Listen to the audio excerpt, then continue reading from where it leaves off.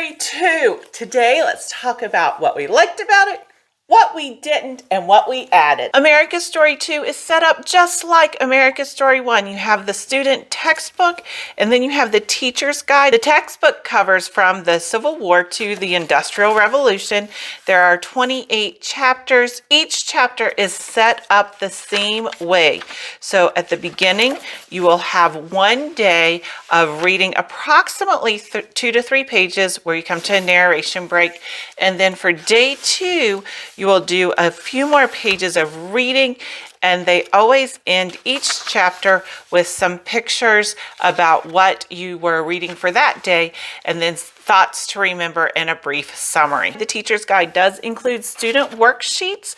In the beginning of the teacher's guide, there is a calendar to help you do lesson planning, and then for your individual worksheets, it's just like America's Story 1. They have information, and then you can do sketching, writing. There's art appreciation. There is also some map adventures. There are also the answers to questions on the worksheets. And if you do not purchase the colored version of the timeline, there is a black and white timeline at the back of this book. For the most part, America's Story focused on exactly what I wanted it to focus on. Look at the number of chapters that they have for the Civil War. The first 7 chapters are really devoted to the Civil War. You have Abraham Lincoln, about what's going on. Then you have the war itself. So we did focus so much time on the Civil War, and I was thankful. I wanted to really get into the Civil War with my daughter since it is such a vital part in American history. Here are some of the supplements that we used with the Civil War. We love Evermore History Pockets, and they have them available for the American Civil War. There are 7 projects within the American Civil War: Introduction, Slavery, Leaders, Major Battle, A Soldier's Life, Women During the War, and War Technology. We just put a binder together, and then for each tab is a different pocket. I believe this one was her favorite, was the Voices of Protest. These have so much information, and they are a great reinforcement tool. Great Civil War projects you can build yourself was one of our favorite supplements for the Civil War. They have it separated into on the battlefield as well as on the home front. So say, for example, if we wanted to do ironclad ships, they have information on it, and then you can make your own ironclad ship, and they walk you through step by step how to do it. This book was so much fun. If you like these types of videos, give us a thumbs up. I do like including the writing trails in American history.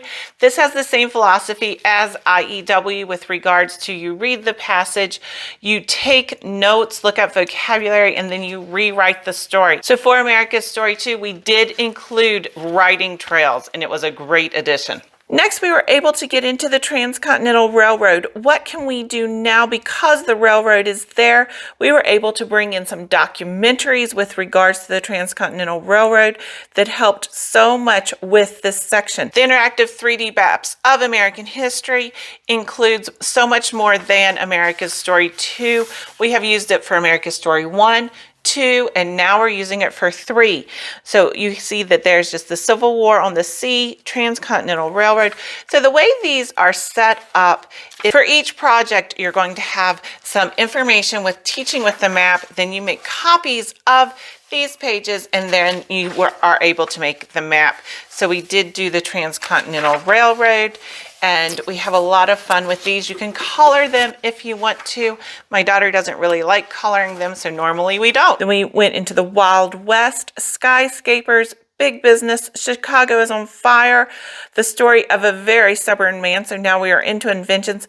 But then there's 2 weeks on Helen Keller.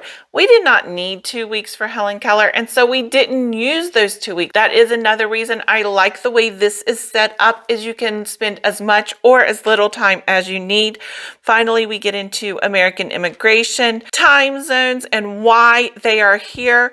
Poverty, slums, and strikes, big changes, and looking towards a new century. Let's talk about books. We added picture books: Nurse, Soldier, Spy, Pink and Say, and an Ellis Island Christmas. Great picture book. Our chapter books included Survivors, The Chicago Fire, Riding for Freedom, The Great Turkey Walk. Hysterical. Hysterical.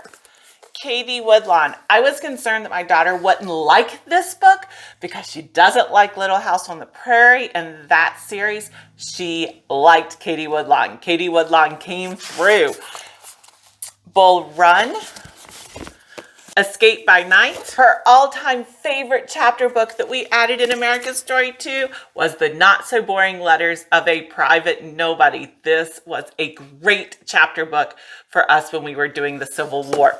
We also included In Disguise. This is all about women spies throughout history, and it's very short, and we enjoy these. Now, I can't do a history unit without our Who Was books. We did Who Was Annie Oakley? Who Was Abraham Lincoln? Who Was Ulysses S. Grant? Who Was Robert E. Lee? What Was the Wild West? Who Was George Washington Carver? What is the Statue of Liberty? Who is Louis Braille? Who was Thomas Edison? Who was Sitting Bull?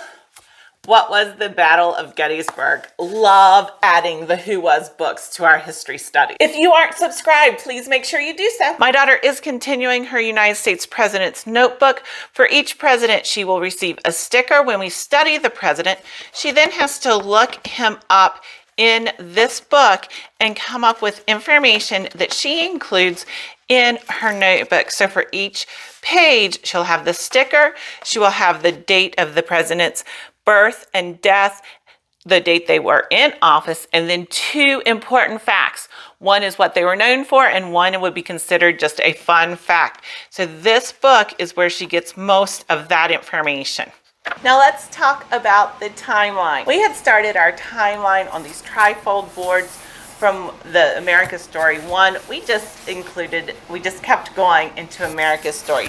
America's Story does not include tests and quizzes, so we have our own history bowls. We enjoy having these bowls with my daughter versus her daddy. They're always a lot of fun, and it's really a great way for us to evaluate how she's doing and what she's retaining. As in America's Story 1, in America's Story 2, Angela Odell does an amazing job of walking us through history like we're there. She is taking us on a trip, and we are her friends. I love this is the way that America's Story 2 is written. We are on a trip going through history with Angela Odell. She does tell us the good and the bad, which I am really thankful for because she does it in such a way that it opens up conversations and we can delve as deep as we want to or stay on the surface if we want to. And I'm so thankful for that. We would definitely choose America's Story 2 again for our American history.